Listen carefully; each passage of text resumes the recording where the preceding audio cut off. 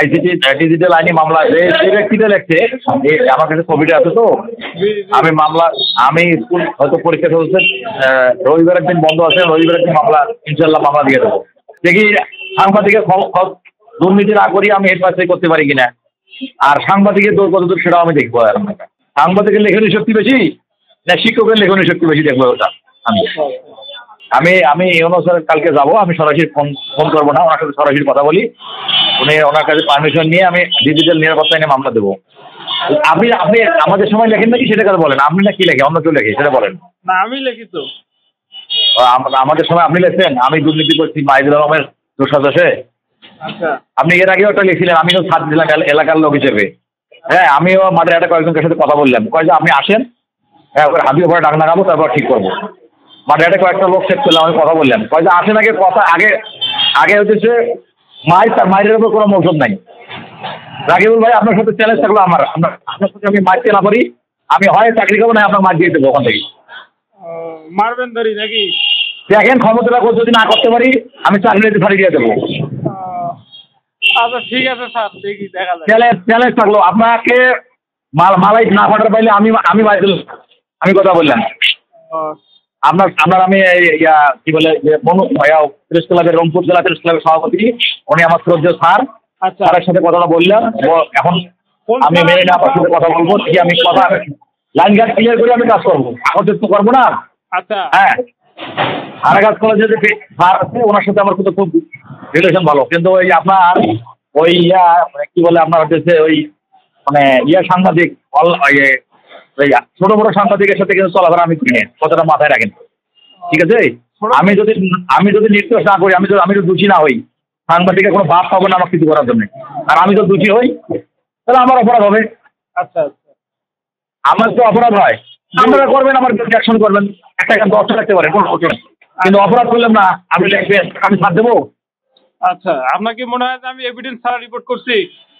আপনি এভিডেন্স দিয়ে কি করেন আমার এখানে কে নকল দিল সেটা আপনি আমাকে দেখান, সেটা আপনি দেখাবেন আমার যে কে দিয়ে নকল দিল আপনাকে, এবং আমি অর্থের বিনিময়ে ক্লাস দোষ সদস্যে আমার সাথে কে দোষ সদস্য করছে আমি রিমান্ডে নেন তাকে। গতকালকেও আপনার হচ্ছে হায়দার সাহেব 20,000 টাকা নিচ্ছে আপনার।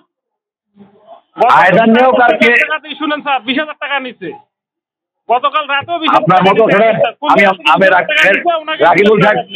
রাকিবুল সাহেব শুনেন, আপনার বাবা যখন ছিল মাস্টারি করছে, ঠিক আছে, আপনার বাবা যদি আপনার চাষার সাথে থাকে তাই জিজ্ঞেস করে দেখেন যে ওই মান্নান মন্ডলের ছেলেকে হাকিম মিয়ার ভাতিজা কে, ঠিক আছে? আমি পায়রা বন্ধে চাকরি করতে আসছি দেখি একেবারে সব কিছু আসি নাই। আপনার চাষার যারা থাকে ওই আঙ্গুর ভাইকে জিজ্ঞেস করে দেখেন থেকে শুরু করি এখানকার যে আমি কয়েকজনের সাথে কথা বললাম, আপনি কথা বলে দেখেন হ্যাঁ যে আসলে আমি উড়ে নিই লোক নাকি। আমি যদি কোনো টাকা পয়সা পরীক্ষা সংক্রান্ত নিয়ে থাকি, আমি এরকম নির্দিষ্ট প্রমাণ দিতে পারলে আমি মাথা সিলির বাড়াবো এই থেকে দুধের মেলা খেলা দিয়ে বাড়াবো পায়ের মধ্যে। আচ্ছা, যদি আমি কোনো এর মধ্যে ষড়যন্ত্রের সাথে জড়িত থাকি, কোনো কিছু থাকি, আমার সেন্টার থাকবে না দেখতে এসেছি। আমি ফারুক ভাইয়ের কথা বললাম, সমস্ত কিছু লাইন ঘাট এভিডেন্স ক্লিয়ার করিয়ে তারপরে আমি এই যে প্রেস ক্লাবের সভাপতি, আপনি হয়তো বিশেষ করে দুটা কথা বলতেছি না, আপনি বাইজুল সাহেব জিজ্ঞেস করেন, আপনি এই যে আপনাদের প্রেস ক্লাবের সভাপতি মেরিনা আপাকে জিজ্ঞেস করেন যে বাইজুল সাহেব চেনে কিনা। আচ্ছা, হ্যাঁ, আমি কিন্তু এগুলো কথা জানি না, নিজের লজ্জা লাগে সাথে পরিচয়, এই জন্য আমাকে পরিচয় আমি চা খাই সব সময় খাই, জিজ্ঞেস করে দেখেন। হ্যাঁ, মানা ভাই জিজ্ঞেস করে দেখেন যে সব সময় বসি কিনা, কালের কণ্ঠে রাজু ভাইয়ের ঘরে বসি কিনা সব সময়। এই তো সপ্তাহে বাচ্চাদের না স্যার, বুঝেন নাই আপনি তো, আমি রিপোর্ট করছি, আপনি আমাকে জিজ্ঞেস করতে পারেন যে আমার কাছে এভিডেন্স আছে কিনা। আমি এভিডেন্স নিয়ে আপনি খুব ভালোভাবে আপনার যদি এভিডেন্স থাকে আপনি আমার কাছে আসতে পারছেন। আপনি হুমকি দিতে পারেন না, আমি আমার রিপোর্ট করছি কিন্তু আপনি হুমকি দিতে পারেন না ভাবে। আপনি আমার কথা কেন লেখলেন? আপনি হাজারের কথা লেখেন, কার কথা লেখেন, আপনি আমার কথা কি লেখলেন?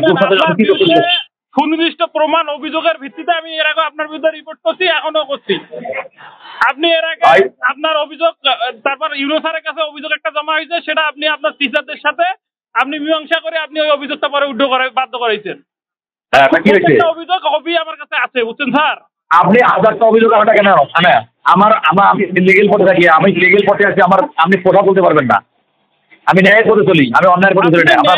চলেন কিনা, আপনি কোন পথে চলেন, আপনি কোন পথে হাঁটেন, আপনি কোন পথে হাঁটেন, আপনার বউ কোন পথে হাঁটে, আপনার নিয়োগ পাইছেন স্যার, সবই জানি। আপনার বাপ ছিল একজন মাদ্রাসা শিক্ষক ভদ্র মানুষ, হ্যাঁ। কিন্তু আপনি যে এত অমানুষ, আপনি যে এত সাউথ বাটপার এই বয়সে আচ্ছা রিফাক্টরি করতেছেন আপনার মতন। আমার ভাইসি আপনার ক্লাস ফ্রেন্ড, আপনার সম্পর্কে আমি জানি।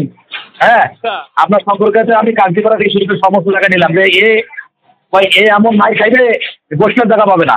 আচ্ছা আচ্ছা এই দেখেন মায়ের খাবেন টাকা পাবেন আমাকে লাগবে না। আপনি দেখেন, আপনি 2-3 মাসের মধ্যে কার তারা রাখছি তখন দেখেন, আমাকে লাগবে না। আমি ওই খালি শুধুমাত্র অভিশাপ দিলাম। আর আপনাকে যেটা আমি বললাম, আমার সুনির্দিষ্ট তখনই আমার লাগবে। লোকজন লাগে এটা তো বুঝলামই আমি আর কি। হ্যাঁ, আমি মিথ্যা তথ্য তুলে দেবো, সত্য দিলে করবো না। আপনি যে নকল সরবরাহের জন্য করছেন, আমরা বুকের সাহস থাকলে আপনি আসেন, আমরা বুকের সাহস থাকলে প্রমাণ সহকারে আমার ঘটনার সামনে আসেন। আপনার মতো করে শর্ট আছি, মালাই ফাটাবেন, ইয়া করবেন। আপনি কি এত সহজ? আপনাকে আমি ছাড় দেবো?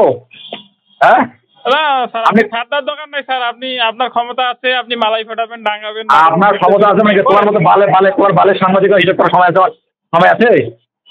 হ্যাঁ, তুমি উল্টে পড়ে লাগবে, তোমাকে কি করবো? তুমি আমার নক দিয়েছো, আমরা কয়েকজন সাংবাদিক আমার স্কুলে আসছিলাম, আমার স্কুল ঘর আছে এটা। হ্যাঁ, তো ডিজিটাল নিরাপত্তা নিয়ে মামলা যখন দেবো না, ওটা ফাটে দেবে একদম একেবারে, বুঝছো? আচ্ছা বালের কথা কও তুমি। আমার কথা হলো, তোমাকে আমি একদিন বলছি, তুমি আমার এলাকার ছোট ভাই। আরে বাবা, তোমার কত ন্যূনতম একটা লজ্জা থাকা উচিত যে তোমার বড় বোন আমার বান্ধব, আমার হলো ক্লাসমেট, একের সাথে পড়াশোনা করছি। কত লজ্জা থাকা উচিত যে বলে যে তোমার জিজ্ঞেস করে দেখো তোমার যে 100টা আমার বিএসসি পাস করছে কিনা, এমএসসি ভর্তি হয়েছে কিনা, জিজ্ঞেস করে তোমার বোন।